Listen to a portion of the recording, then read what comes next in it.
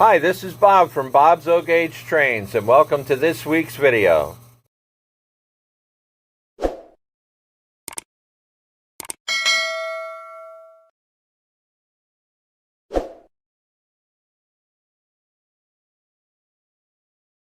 I got a special request by one of the subscribers asking if there was any way I could possibly give a short layout tour of what's on my layout and how everything works. So we're going to do that today, and we're also going to show a new engine that I got a couple weeks ago that I'm very happy with. Okay, first of all, my layout is in an L shape. The main layout is 24 feet left to right and 8 foot deep. And at the foot of the L is a 4x8 section, and that's all amusement park rides and lights, and I have a monorail. And it looks very, very nice, especially in the nighttime. We'll show that in a little bit. But this is the main part of the layout. Like I said, it is 8x24. So let's take a look at some of the things that are around the layout. First of all, we have an operating McDonald's by MTH. The car goes around the McDonald's first to the drive-thru, places the order, goes around to the back and to the other side to pick up the order. Some of the people that are talking on here are employees of MTH Electric Trains. It makes for a really nice looking accessory, and it moves and adds some life to the layout.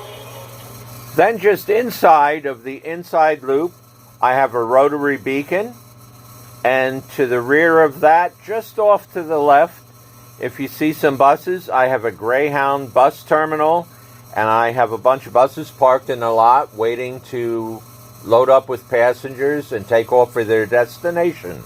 To the left of that, I have an operating firehouse with an activation button. When you hit the button, you can see in the far upper portion, there is a fireman that slides down a pole.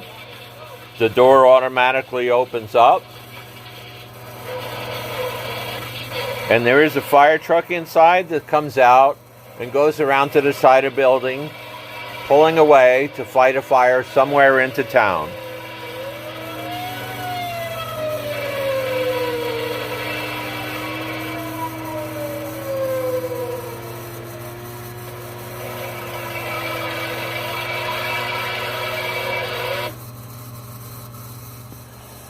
Just to the left of the firehouse is the famous J Tower from Strasburg Railroad in Strasburg, Pennsylvania. This is put out by Lionel. I picked up a short time ago. I put it on the inside loop next to a spur. It looks very great, very realistic, and I really like it. We move a little bit further, and we see two more accessories. First of all, we have the operating dispatch board, which is next to the station. You push an activation button and the man goes back and forth like he's switching the signs, and the signs flip around. It's a very cool accessory right next to the train station. To the right of that is actually a Menards billboard.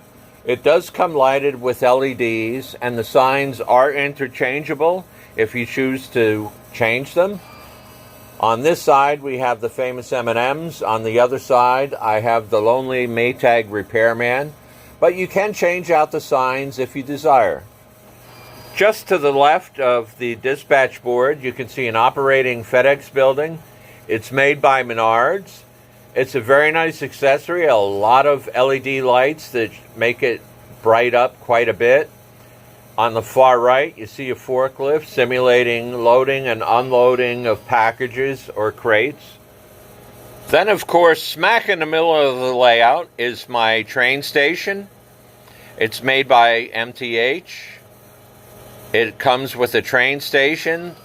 I have several platforms that I added to have an inside track and an outside track both go into the station. The operating platforms on the outside, when you push the button, the people go up inside the roof, but you can't see that because the train is in front of it. So it looks like passengers are either coming into the station or leaving the station, depending on if your train is arriving or departing. Here on this part of the layout near the firehouse are some more operating accessories I have on the layout. This is an MTH operating waving flag. It is connected electrically to the same line as my street lights. I have a couple people glued around it just to make it look like people are hanging out like near a park. And the flag does wave back and forth, and it makes for a pretty cool looking accessory. And over on this part of the layout near the McDonald's is an operating water tower. It runs through a cycle and does come with sound. You hit the activation button and it goes through the program by itself. It's a pretty cool accessory. Here we go. We could use some water. Fill her up then.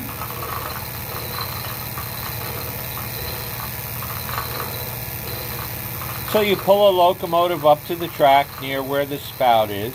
You can hit the button, the spout lowers down by itself and goes through a sound system.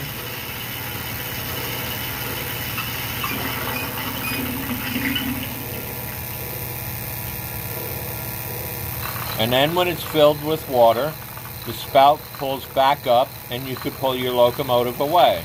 It's a pretty neat accessory I got a couple months ago. Okay, here we go. I also have two operating signal bridges, one for each main line. I do have 4 main lines on my layout.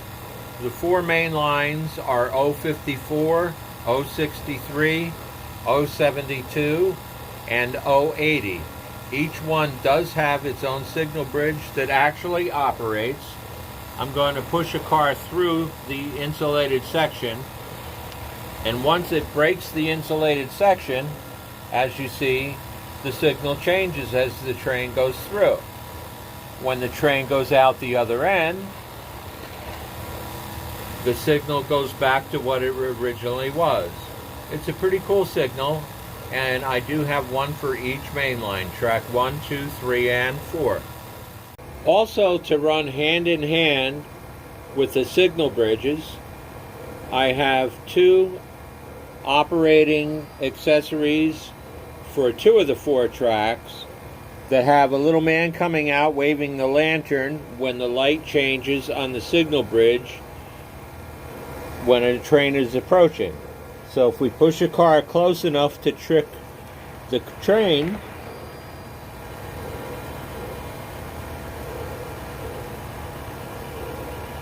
here he comes out to wave his lantern, and after the train passes and the signal bridge goes back to normal,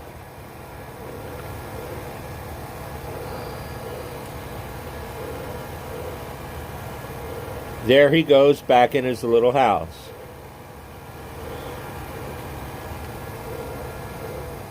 Then to the left of the firehouse, I have 2 other accessories. Normally I have trucks underneath that load the plywood and the logs, but I'm kind of rearranging a few things, and I pulled the trucks off, and I'm going to rearrange these to put them on a different part of the layout.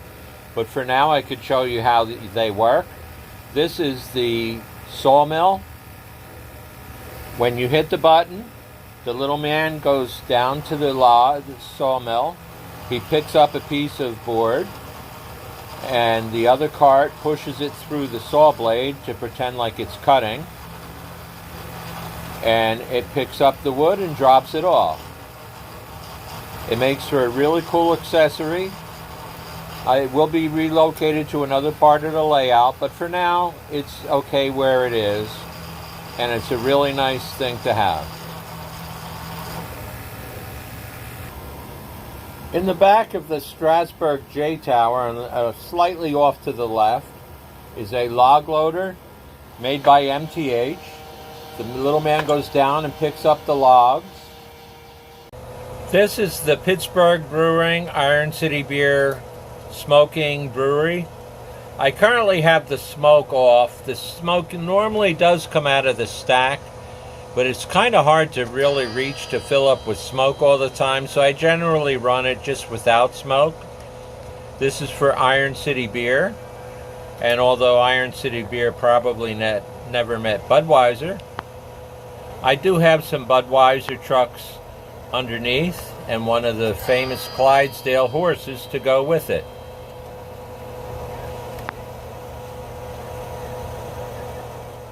Then, of course, next to the brewery, I have an operating loading platform. It's basically some guys that go back and forth carrying boxes and hand carts full of cartons of beer, getting ready to load up to the truck or to the rail car to get out to market. Although not an operating accessory, next to my Sinclair gas station, I have a Sinclair Refinery. This was made many years ago by a guy by the name of Stan's Tanks. I bought it at an Edison Greenberg show. It's a very nice looking accessory, very Sinclair, and I do have it next to my gas station, so it would be very appropriate. On this side of the layout we have an airplane, and on the other side we have a helicopter. They're hung to the ceiling by a piece of fishing line, and they spin around on like a little spindle. There's a little action on top of the layout, and it just has something else to move around and look at. I like them both, and they're both operated by AA batteries. From there we go to the mountain. This is actually a Menards accessory I got not that long ago. Menards has a lot of great products, and I recommend everybody take a look at their website. They're very well made, and they come at a great price. This is the operating spaceship. There's a Martian in the top. The spaceship is blinking. And if you look closely, under the spaceship there's a cow that they're trying to lift up. I guess like in a tractor beam, they're trying to abduct the cow into the spaceship. It's cool and brings a lot of laughs, and it's made by Menards. To the left of that, we have another Menards accessory. It does not operate it, but it does come with LED lighting. It's an Army hut. My dad was in the U.S. Army, so anything Army related I'm interested in. It comes with LED lighting. It is made of plaster, so it's quite heavy, and it's a great looking accessory, very nicely painted. Then from there we go to the Oak Point nuclear plant. This is an operating accessory. The lights spin around like the reactor is working and things are moving around. Comes with a silo. It has some blinking lights on the left-hand side of it. It's also made by Menards. I believe it was around $100, but I may be wrong on the price. But still, again, it's a great deal for what you pay for it. It's very nicely made. It's a great accessory and a very nice addition to the layout. That pretty much concludes the main part of the layout. Now we go to the amusement park. Now we come to the amusement park. Most of the rides that are on the amusement park are actually made by a company called Limax. We have bumper cars, we have the spinning teacups, we have the little boats that go around that little kids ride on. We have a Ferris wheel and a merry-go-round. I also have an operating monorail.